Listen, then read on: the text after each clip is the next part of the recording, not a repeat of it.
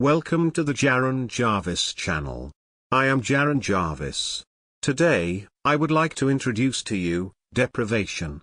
The officers pulled me over about a minute after I'd left my apartment block. They said I looked suspicious and searched me. They wanted to know why I had a rucksack with tools in. I laughed and showed them my business card, PJ Master Carpenter and Craftsman. The policeman took the card. I had no doubt he would be checking out the website and phone number. And he could.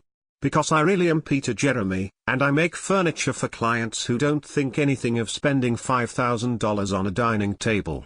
I provide furniture to some very successful people. And the cheek of this policeman treating me like a common criminal. Sorry I'm rambling. It's been a rough couple of months for me.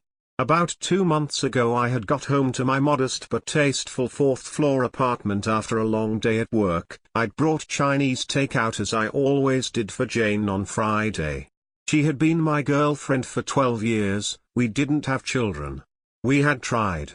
And when I say tried, we had spent a fortune trying to create a life. We had hit every test and procedure, and unfortunately she just couldn't carry for more than a month or so. Each failed attempt was like someone putting a brick in a wall between us. I genuinely didn't mind. She asked if I resented her, knowing that I could have had children with someone else. I said of course not. I joked that I would like to get a dog in a few years. But the withering look of sheer anger made sure I never said that again. The whole children subject became something we never mentioned or talked about again. And the number of things we didn't talk about got more and more. Bricks become walls and walls become borders and borders become oceans. Sorry I'm rambling again. I'd come home carrying the bags of food from Golden Lotus, walked through the front door shouting my jovial hello, but there was no reply. I walked in and there on the counter was a key with a note. It simply said I have left and I am not coming back. Jane, it hit me like someone had punched me in the stomach. She had never done anything like this. I pulled out my phone and called her. It went to voicemail. I grave left a message asking her to call me. I didn't sleep that night. I must have called her phone 50 times. I called the police, I called hospitals, but to no avail. The next week passed as though I was in a dream. I still had to work, so I went to the workshop where I'd chisel and sand and sculpt. I barely had the energy or motivation to carry on. I'd find myself crying randomly. But I kept on. It was in the evening where it hit me worse. I'd go out into the balcony and look out on the city. Thousands of lights and thousands of people. But I felt so alone. It felt cruel.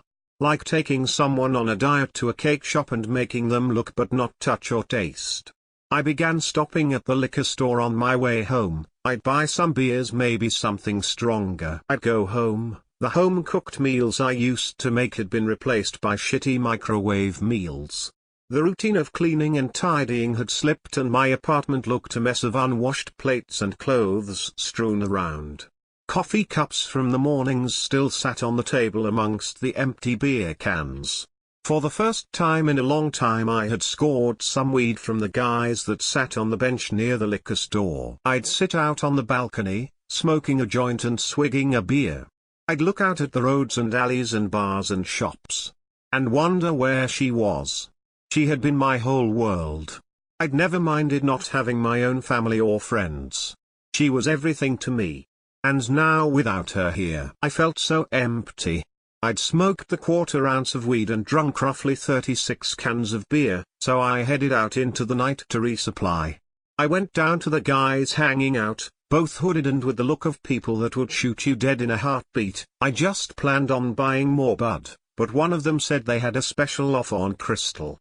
$60 a gram or $165 for an 8-ball.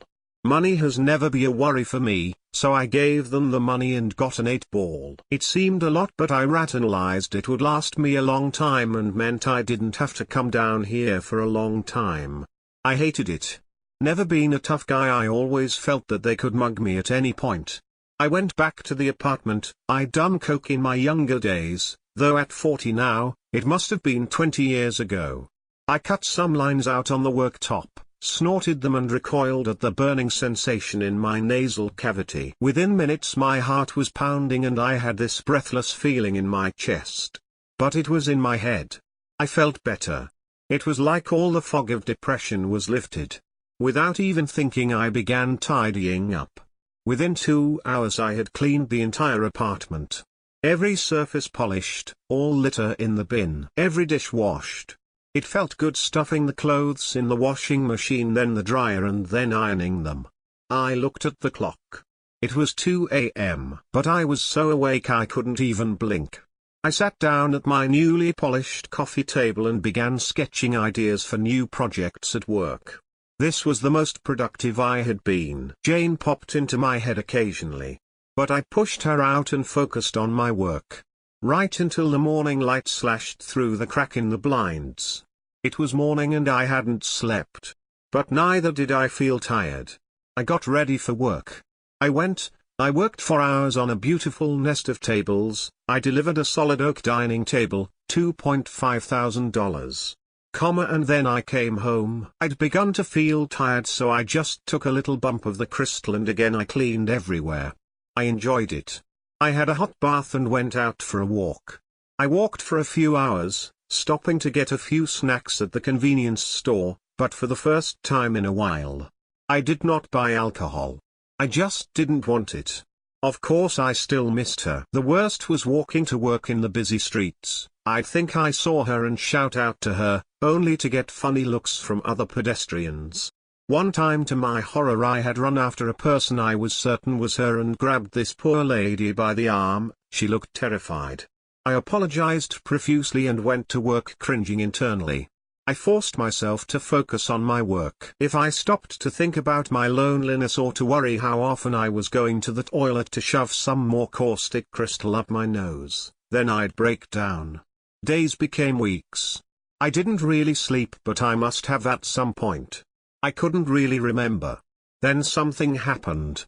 I got home from work and just something seemed different in my apartment. I'd become a bit obsessed with cleaning and putting everything in its place. But why is that picture of my parents on the third shelf, not the second?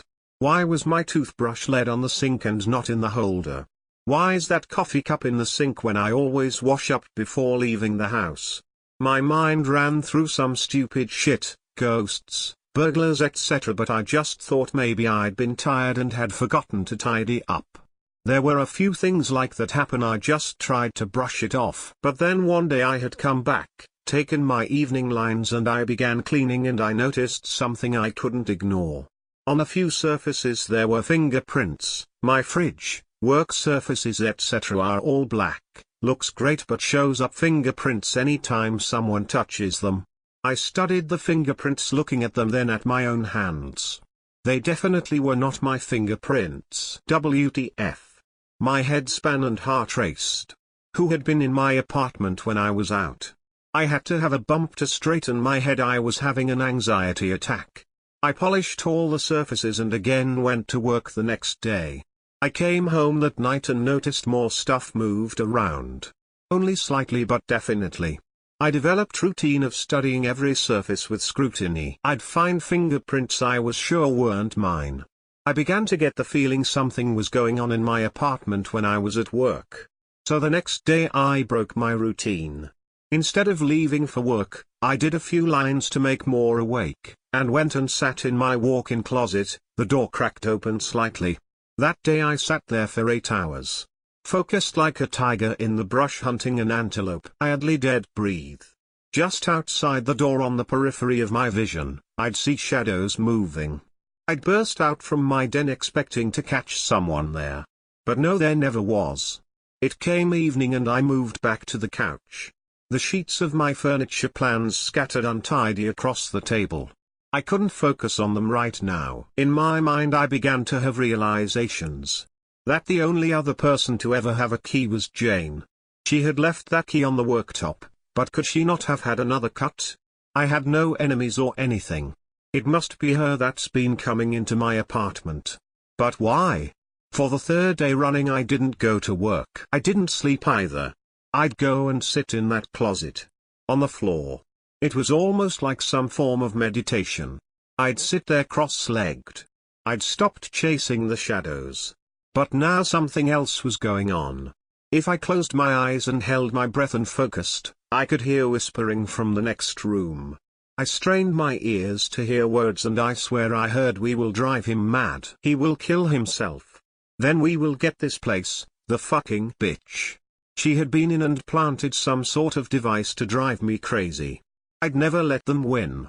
I spent hours searching but couldn't find anything. It was like it worked remotely. As when I was in the living area, I never heard anything. But when I was in another room, the whispering started. Always just inaudible. But I knew what was going on. The fucking bitch.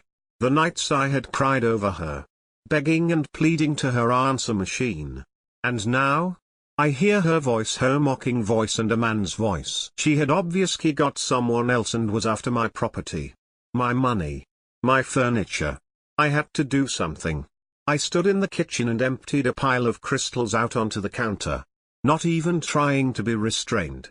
In my anger I cut huge lines with my credit card, hoovering them up, feeling my jaw clench in rage as my heart pounded. In my head a plan materialized.